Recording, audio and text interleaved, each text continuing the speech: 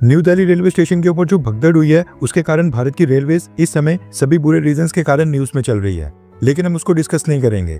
Indian railway के bullet train project को लेकर इस समय एक बहुत ही बड़ी अपडेट आ रही है, हम उसको डिस्कस करने वाले हैं।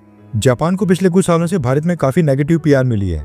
बुलेट ट्रेन प्रोजेक्ट के लेट होने के कारण जापान के बारे में काफी ज्यादा नेगेटिव रिपोर्टिंग हुई है, लेकिन हमको ये नहीं भूलना चाहिए कि आज जो पूरे भारत में मेट्रो रेल्स का इंफ्रास्ट्रक्चर बैठाया जा रहा है, दिल्ली मेट्रो की सक्सेस को पूरे भारत की मेजर सिटीज में रेप्लिकेट करने की कोशिश हो रही है। इसकी नींव रखने में भी जापान ने भारत की मदद की थी। मेट्रो रेल्स का सबसे बड़ा नेटवर्क आज की डेट में देश की राजधानी दिल्ली में है एंड इस रेल नेटवर्क की शुरुआत करने में जापान ने भारत की मदद की थी। साल 1997 में दिल्ली मेट्रो नेटवर्क को बनाने के लिए भारत और जापान के बीच एक एग्रीमेंट साइन हुआ था।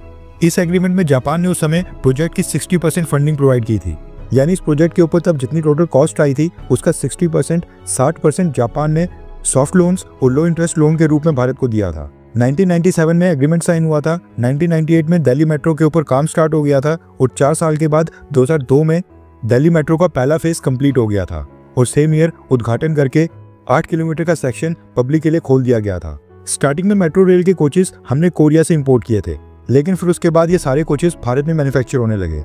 अब जो भारत को मेट्रो रेल्स नेटवर्क में सक्सेस मिली थी उसमें जापान का भी रोल है। 4 साल के अंदर ही हमने मेट्रो रेल का उद्घाटन भी कर दिया था। इसलिए भारत सरकार ने सोचा कि क्यों ना हम बुलेट ट्रेन प्रोजेक्ट के लिए भी, यानी पूरे देश में बुलेट ट्रेन का नेटवर्क बिछाने में जापान की मदद ले लें। और जो सक्सेस मेट्रो रेल नेटवर्क बिछाने में हमें जापान की मदद से मिली थी, वही सक्सेस बुलेट ट्रेन प्रोजेक्ट्स में भी मिल जाएगी। सेम उसी तरीके से जापान ने इस प्रोजेक्ट को भी 81% का फंड दिया और 50 साल के लिए भारत को लो इंटरेस्ट सॉफ्ट लोन्स प्रोवाइड किए। भारत का खर्चा केवल 19% होना था। साल 2017 में ये डील साइन हुई थी। स्टार्टिंग में कहा जा रहा था कि ये 2023 में कंप्लीट हो जाएगी और अहमदाबाद और मुंबई के बीच 2023 में ही लोग बुलेट ट्रेन में ट्रैवल करेंगे, लेकिन आज 2025 आ गया है और अभी भी ये प्रोजेक्ट कंप्लीट नहीं हो पा रहा है। कहने का मतलब है कि ये प्रोजेक्ट मेट्रो रेल प्रोजेक्ट की तरह सक्सेसफुल नहीं हुआ है एंड इसमें काफी सारे चैलेंजेस का सामना करना पड़ रहा है। लैंड एक्विजिशन के साथ साथ महाराष्ट्र में पॉलिटिक्स भी काफी हुई।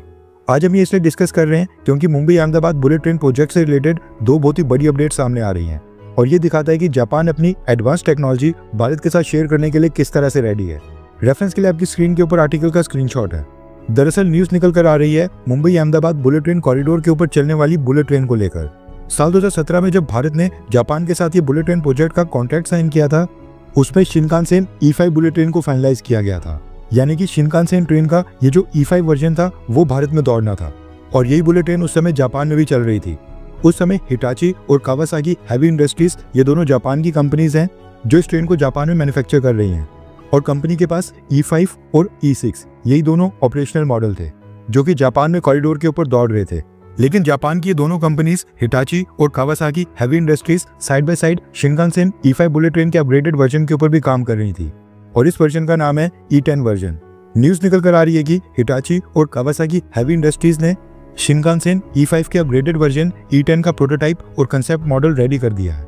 E5 वर्जन जो भारत को मिलने वाला था उसकी टॉप स्पीड थी 320 किलोमीटर पर आवर, लेकिन ये जो नया E10 वर्जन लाया गया है इसकी टॉप स्पीड होने वाली है 400 किलोमीटर पर आवर। इसके साथ इस नए E10 वर्जन में न सिर्फ स्पीड को बढ़ाया गया है बल्कि टेक्नोलॉजी अपग्रेड के साथ साथ सेफ्टी फीचर्स और पैसेंजर कंफर्ट भी इसमें E5 से ज्यादा है।